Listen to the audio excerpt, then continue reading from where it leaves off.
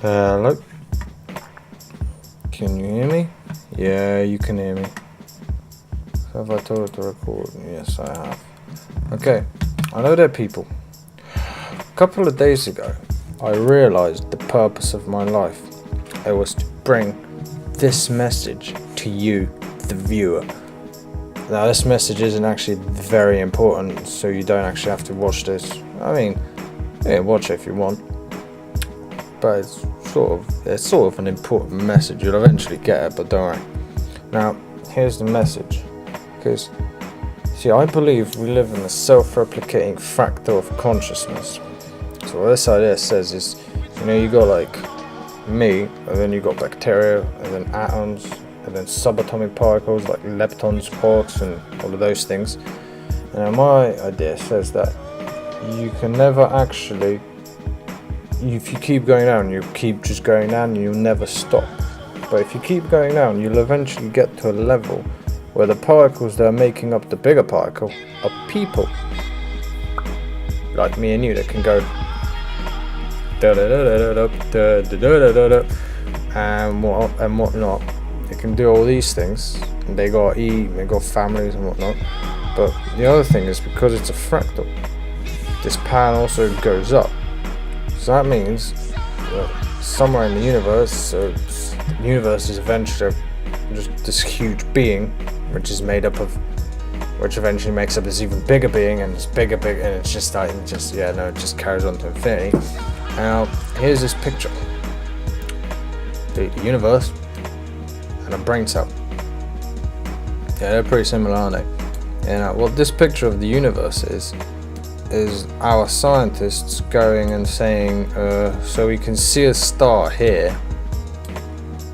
So you can see a star in these coordinates, right? We'll put it in these coordinates, and then you can see another star, and then they've just gone and plotted all of them, and then this is what they look like.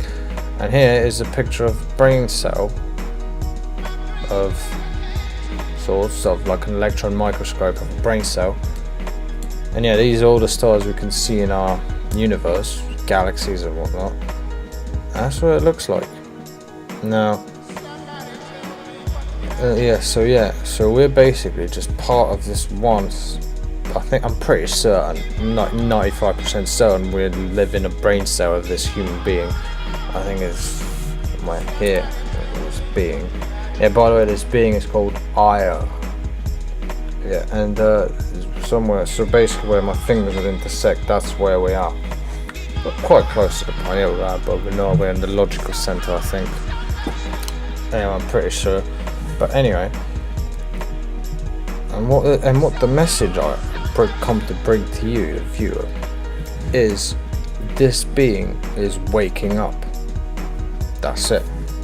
The whole being is waking up. I mean, like, it's just like me and you. It's got to sleep. I mean, the first thing it's going to do is probably go for a piss, just because that's what you do. And, you wake up and you're like, oh man, I need a piss. Right. So, but I'm pretty sure I'm the first wave of beings that will bring this message. But you don't actually have to worry about what this means, because this doesn't actually have anything to do with what's going on in the world. Because it's sort of like, you've got a star, and stars evolve over millions and millions of years. So what they see is like one day, you see as like millions of years. Well, not millions. It's, I think, like, it's the precession of the equinoxes for the Earth. So the Earth sees one day in the same amount of time you see about 2,500 years. No, it's 25,000 years. 26. Yeah. And because of this being, the scale that this being is sort of waking up on is just huge. I mean, I did a bit of quick mathematics, to find out how many years, what the scale is. Like, so it's like here. So here you have, like, because it's dependent on the size, the amount of time you experience is dependent on your size.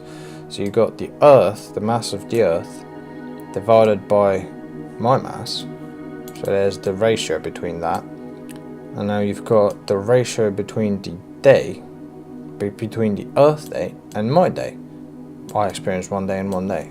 The Earth experiences one day in that many years times that many days together into days. That's the number. So now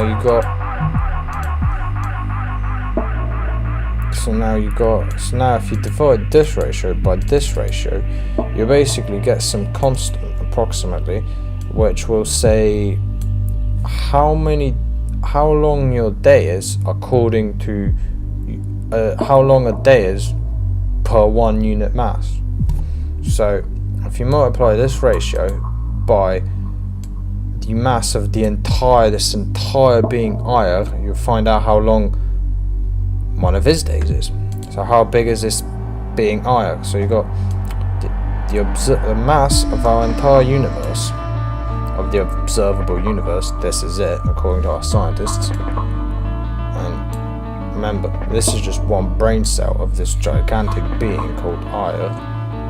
And how many cells does this have? Because he's a human being, he's just like you. He's got about 10 trillion. It's probably about 50, but oh well. It's only the order of magnitude which matters.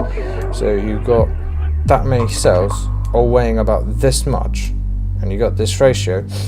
Now I've divided it by 365, so basically this being experiences a day in this many years. Now people just look at us like they have no idea how big it is. So I've gone and typed this number out. Right. Here it is. Here, right there. This is like the amount, how many years it takes for this being to experience one day from its perspective. And here, according to our scientists, is the age of the universe. 13.7 billion years. Yeah. So the message I'm bringing to you is just sort of like this time scale it's happening at. It's just that you don't even need to be worried about. What you need to be worried about is your ascension and the ascension of humanity, because it is the end of the cosmic day. No, it's the end of the cosmic night, and we're going into the cosmic day. So that's like it's 2012. Whoa. And yeah, that was the message from me to you, the viewer. Yeah. Watch this. How the fuck do I stop this thing? Yeah.